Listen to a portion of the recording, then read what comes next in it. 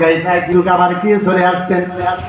কিন্তু আমি দেখেছি যেই দিন থেকে এই শিশু আমার ঘরে গেল, সেই দিন থেকে আমার বকরিগুলা সকালে যখন মাঠে ছেড়ে দিতাম, বিকালে ঘরের মধ্যে যখন বকরিগুলা পিটত, প্রত্যেকটি বকরির পেট মোটা হয়ে যেত এবং ক্রমান্বয়ে আমার অসংখ্য বকরি ছিল, সবগুলা বকরি তরুতাজা হৃষ্টপুষ্ট হতে লাগলো। সুবহানাল্লাহ।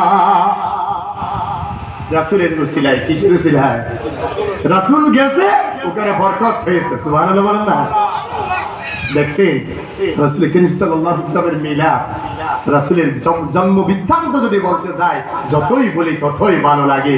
সেই কারণেই রাসূল করিম সাল্লাল্লাহু আলাইহি ওয়াসাল্লামের শানে এই মাহফিলের আয়োজন করা হয়। সুবহানাল্লাহ। হালিমাতুস সাদিয়া রাদিয়াল্লাহু তাআলা আনহা সেই বকরিগুলা জীর্ণ শীর্ণ দেহের অধিকারী বকরি, যেগুলা শুকনা শুকনা ছিল, অনেক মেরা মেরা হয়ে গিয়েছিল, সেগুলো এখন মেরা নাই, পুরো সমাজের সেরা। রাসূল আসার আগে ছিল মেরা, রাসূল আসার পর হয়ে গেল সবগুলা সমাজে সেরা। এমন অবস্থা যখন বিরাজ করলো, হালিমাতুস সাদিয়া রাদিয়াল্লাহু তাআলা আনহা বলেন, রাসূলুল্লাহ সাল্লাল্লাহু আলাইহি ওয়াসাল্লামের আগমনের পরে আমার ভাগ্যের এমন পরিবর্তন আমি দেখতে পেয়েছি। সুবহানাল্লাহ।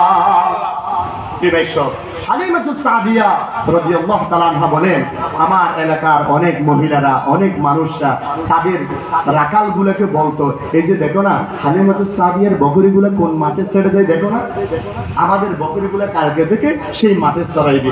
তাহলে হালিমাতুস সাদিয়ার পশুগুলো যেমন খাবার খেয়ে পেট ভরে মোটা করে চলে আসে, আমাদের গুলো আসবে। দেখা যায় সবাই সকালে হালিমাতুস সাদিয়ার পশুগুলো কোন মাঠে ছেড়ে দেয় সেখানে তাকায় থাকে।